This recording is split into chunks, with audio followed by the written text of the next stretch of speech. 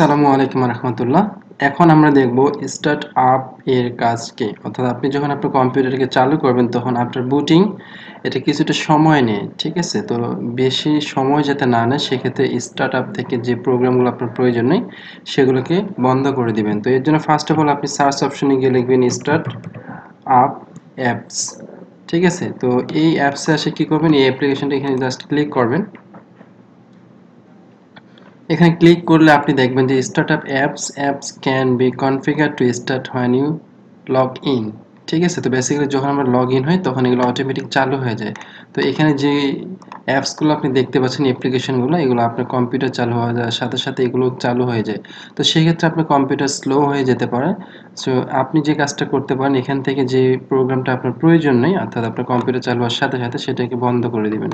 Suppose আমি যদি অব্র কিবোর্ড এটা যদি আমার প্রয়োজন না থাকে সেটা আমি বন্ধ করে দেব অভ্র। এরপর হতে পারে আমার প্রিন্টার স্ট্যাটাস কম্পিউটার অন হওয়ার সাথে সাথে আমার প্রয়োজন নেই।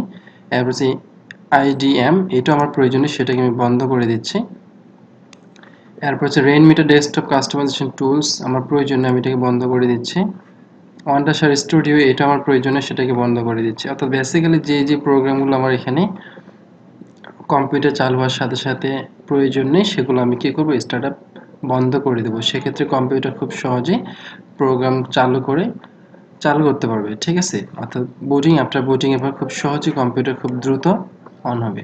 তো বেসিক্যালি এটার জন্য এই স্টার্টআপের অ্যাপ্লিকেশনগুলোকে কি করে দেওয়া হয়, চালু এবং বন্ধ করে দেওয়া হয়, ঠিক আছে?